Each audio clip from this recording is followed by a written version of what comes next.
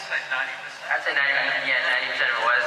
Bruce will go through, as that kind of alluded to, Bruce will go through a major transformation in these last 8 episodes of the season, and it will result in him making a decision that will be more important, a decision that he's been searching for a very long time. And it'll be the most important decision of his life. More than the mid-season finale where he declared that he will not kill. Does he change his mind? We gotta think it will. Yeah, maybe once or twice. No, I really think that Bruce goes through an identity crisis in these last 8 episodes, and he really has a hard time knowing what his greater purpose in Gotham is. And it's very, very hard for him to... Sorry, I love like this. It's really fun. I can't put this down. He's getting tired.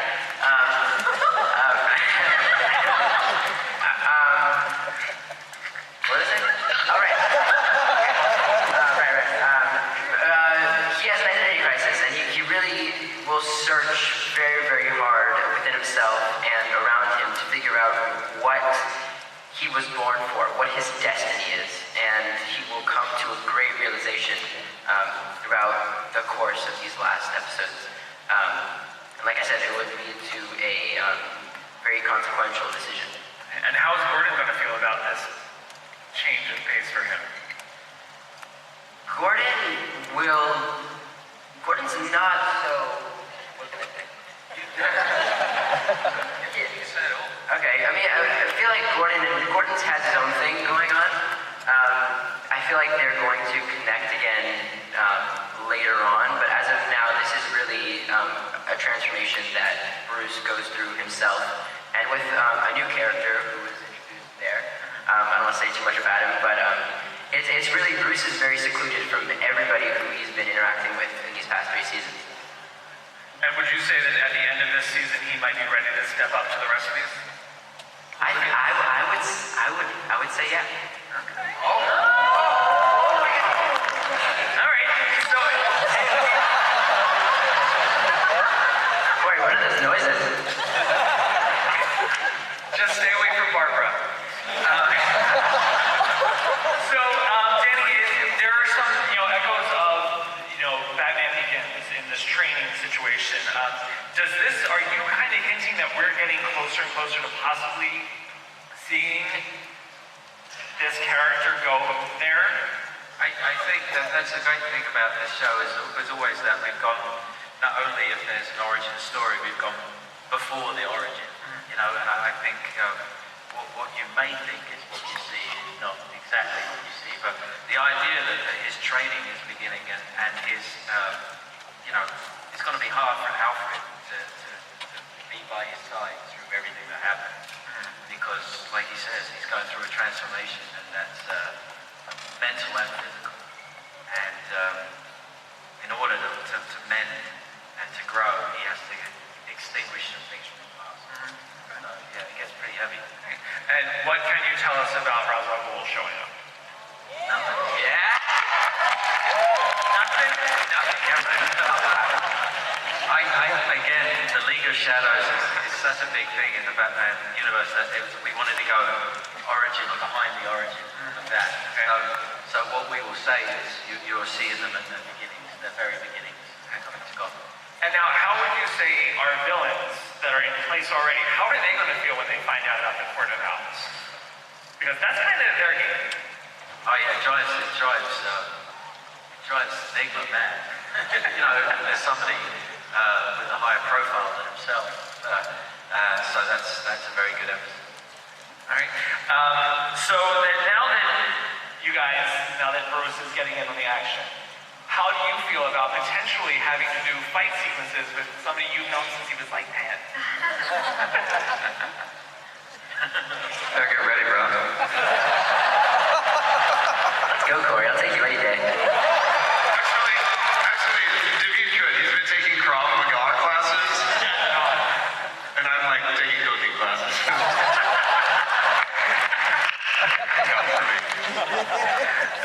So, all right, you guys, Ben McKenzie directed the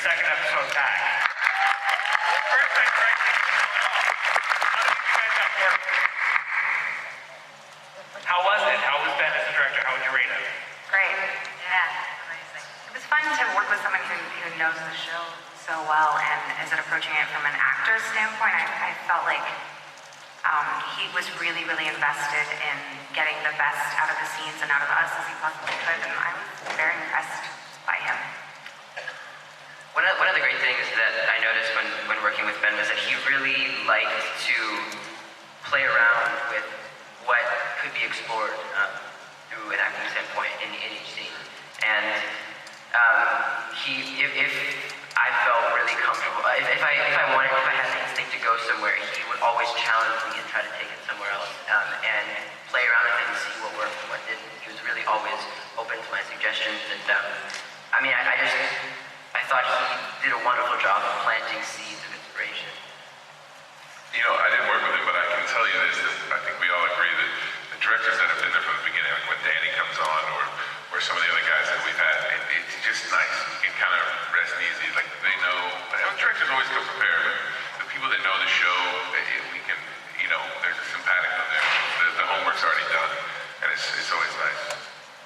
Yeah, so much of what actors do, I don't mind speaking on their behalf, but is to be relaxed inside something. Ben had a way that everybody was very relaxed because you're with somebody that you've worked with a lot. There was, nobody felt insecure in any way. And Ben has been shadowing me on this show to find out the technicalities of things since season 1. And he records everything. He's a really, really good student. And so it all paid off in the episode. It was low maintenance. I sat down a lot. You know, I think I read a book while he was Well, this is no spoiler, but if you watch closely in that episode, at the top of a Gotham PD scene, you may recognize a familiar face being called in as her. So I got to be on set when Ben was directing his first episode, and it was very cool because for a first-time director on his first day, he was ahead of schedule. So apparently that doesn't happen. Yeah. It's about damn time somebody hauled you in. What's that? It's about damn time somebody hauled you in. Oh yeah. I'll be actually going back to my cell after this. So now you've revealed that the Gordon family is tied to the Court of Owls. What can you tease as we go into these final episodes as to where we're heading with this? Yeah, we're heading towards, is there somebody else behind the Court of Owls?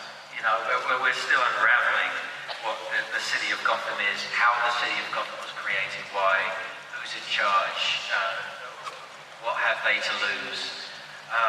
So I mean, things will get a lot worse before they can get better in the city of Gotham. The Jerome stuff kind of gave you guys like almost a break from villainy while he went insane. That stuff was really dark. Yeah. That got really, really dark. Like you were gonna blow up Bruce Wayne, like with a cannon. With knives. Can we expect to see these guys end up tangling with some? You mentioned like some of the villains that have come through. And new villains. No, I mean, one of the greatest things, and I just had the pleasure of sitting with the writers in the room for 3 weeks straight, where we put up every villain known to man on the board. Once, because we break it in the way of all our characters that exist. We bring them out first, where we want to see them go, and then up go the villains here. And when you start crossing them, the collisions that happen organically, it's a beautiful thing. So there will be a lot of new villains and old ones. Because I'm thinking like Barbara and Tabitha both had connections to Jerome when we first met him. If he were to come back, who knows? Who would you guys like? Who would like to get into the Jerome business? I would. Camren is amazing. He's like so dedicated to that performance, and such a treat to watch him do that. So to work with him would be incredible. And I really only worked with him as he was at the start of developing that character, so it was much smaller and more subtle at that point. So I'd love to like work with the full-blown version of that character. Selena's never worked with him directly. She was in the vicinity. She was in the same venue that the magic show happened, but she didn't actually cross paths with him directly. So I think that would be fun. Okay, we're gonna go